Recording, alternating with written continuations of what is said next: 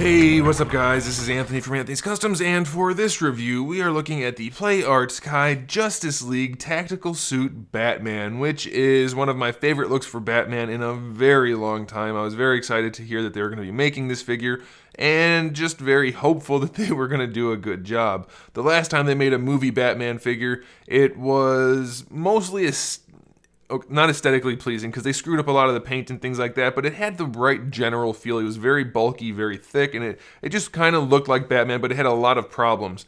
This one, on the other hand, has none of that bulk. It's highly inaccurate. It's kind of cool in its own right, but it's very inaccurate. So let's go ahead and get this guy off the stand and take a closer look. This guy stands just about 10 inches, which makes him just about 25 centimeters. And as you can see right off the bat, it really doesn't have the right look. The Batman suit in the new movies is basically like a walking tank. He's super bulky, artificially huge, and this is super skinny. It's very, very lanky. Look at, if I pull up the cape so you can see, look at how skinny his torso is. He's got no torso. He's so thin. This guy's built like Nightwing, I guess. Not like a really bulky Batman, an artificially bulky Batman. This is not it. Plus, he's got all this armor on, and he's still that thin. This guy would be like a skeleton if he didn't have all the armor on right now. It's totally inaccurate, and it takes away the entire appeal. In its own right, it's okay, but it's not supposed to be that. It's supposed to be movie accurate, and it's really not. There's a whole lot of gold on him, which there's some in the movie, sure, but almost every panel on him has some yellow hue to it. Every piece, and that's not accurate. Look at how skinny his legs are. Look at his feet. Look how skinny that is. He's wearing an armored boot. If his foot fit in that, it would not be shaped like a foot. He'd have like 2 toes. It's just so goofy looking. In some respects, don't get me wrong, the individual details look pretty cool, and the overall aesthetic is fine if it wasn't based on something else, but it's so not accurate. At least the cape doesn't have poop on it like the last one. It's just kind of dirty looking at the bottom and kind of faded. So that's good. No poop on this guy. So they're moving in the right direction. It's just taking them a long way to get there. As far as the face sculpt goes, let's go ahead and talk about that. I think that's really good. If they had put this head on a body that wasn't totally inaccurate, it'd be fine. It's not perfect, but it's pretty good. In fact, if you just kind of look at it like that, you're like, hey, that's the Ben Affleck Batman. That looks pretty good. Then you go like this, and you go, oh my gosh, he needs a sandwich. Get that guy a sandwich. All right, let's talk about the accessories. We only have a few, and most of them suck. So we have the 2 fist hands that come on him in the package. We have one hand with like a pointing finger, trigger finger hand, which is going to be for the grapple gun, which we'll talk about in a second. We have one gripping hand, which I'm guessing is for the Batarang, which we'll talk about in a second. Then we have 2 hands with like these weird poses that I'm not sure what they're for. They don't serve any purpose. I don't get it at all. Then we do have the grapple gun, which is made pretty well, and then we have the little hook that goes in there, but it doesn't really peg in properly because it's poorly executed, and there's no rope to connect it, so it's really crappy accessory. And then we do have the Batarang, which is nicely done. However, when you put it in his hand, he has to hold it at a weird angle because the hand was not sculpted to hold the Batarang properly. And then lastly, we have the crappy Play Arts Kai display stand, which I never show you because they're terrible and should never be used. So that's a pretty terrible batch of accessories. Not good at all. No jazz hands, no style pose hands, just some weird ass gripping hands that don't hold anything, and some fist hands. So it's just all around a very poorly executed figure. Even the paint on this guy, ignoring the fact that it's not accurate in most places, it's not very well done. If you look at his torso, they just got gold paint all over the place. It's not where it belongs. Like every buckle has gold shading around it, which is not what it's supposed to have. That's not good.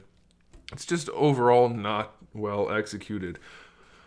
Oh, it's very disappointing. As a Batman fan and as a collector and as somebody who realizes that I paid $150 for this. Very not great. All right, so the head is on a double ball peg, neck is on a double ball peg. You can move the neck around pretty well. It's not the best situation, but it'll do. And then the head itself can move around on the neck at least well enough. It's not great, but there's no gapping or anything, so I think it's okay. I'll live with it. The shoulders, on the other hand, I'm not pleased with. We have a hinge, which is pretty standard for the shoulder, and it works fine. But then we have this ball peg in here. But the angle at which the ball peg is connected is not good. It's at like a 45-degree angle right now. So you have to bring the arm down in order to move it around. And it doesn't serve a purpose moving like that. It just has a little bit of wiggle here and there. Terrible design. If you're going to use the ball peg, it has to go in horizontally. You can't put it in at an angle like that because then it doesn't serve a purpose. So that's really not good. In fact, because of that, look at that. You can't raise the arm. What? Since when how are these companies doing these things? It's so dumb. You can't raise the arm properly. You have to raise it like that, like bring it up to the chest, then use the hinge, and then you can kind of continue to rotate it around. The most basic of shoulder movement is a hassle on this figure. That is just so silly to me. It makes no sense. Don't do it. Don't do it. Bicep swivel works okay. Elbow joint is pretty standard, a little bit better than 90, so that's okay. And then the wrist joint is another standard ball hinge, which works pretty well, and it's a big enough ball hinge that it doesn't kill the sculpt, so I'll give them that. But still, really skinny arms, really skinny wrist, not great design. So we have the ball peg and the hinge in there, and it's okay. He can lean forward pretty far, he can lean back pretty far, side to side is a little bit, and then rotation is pretty good as well, so that's okay. Lower torso, another ball peg, leans really far forward, really far back, and the belt does a good job of hiding that gap, so that's good. Side to side is really good. Rotation's not great, but it'll do. The belt is a totally floating piece, so that's good. The crotch is another floating piece, but it's very snug, which is good. You always want to have a snug crotch because it doesn't give them these weird wide hips, and that's nice. That's all right. So you can bring the legs pretty far forward, just about horizontal, so that's good. They do go back a little bit. Going out to the side, you can get them out there pretty far, so that's really good. You do have a rotation, a thigh swivel built into that hip, and then you also have a terrible cut joint, which doesn't want to work on this side, but on this side I can show you. You have a terrible cut joint, which you just shouldn't have on any figure that's of any value because it's a terrible, terrible design. And then for the knees, let's see, how'd the knees do on this guy? They're okay. They used the wrong color joint, which isn't as bad up here because it's kind of gray up there, but in the knee it's surrounded in black and they still used a light gray joint, so it looks pretty ugly. It's not the worst thing we've ever seen. The knee pad kind of hides it, but it's still not great, though it is functional. And then for the ankles, we have a whole lot of range for the ankle. Going forward and back, no problem. You can rotate it around for an ankle rocker, no problem. And that's just because he's so dang skinny.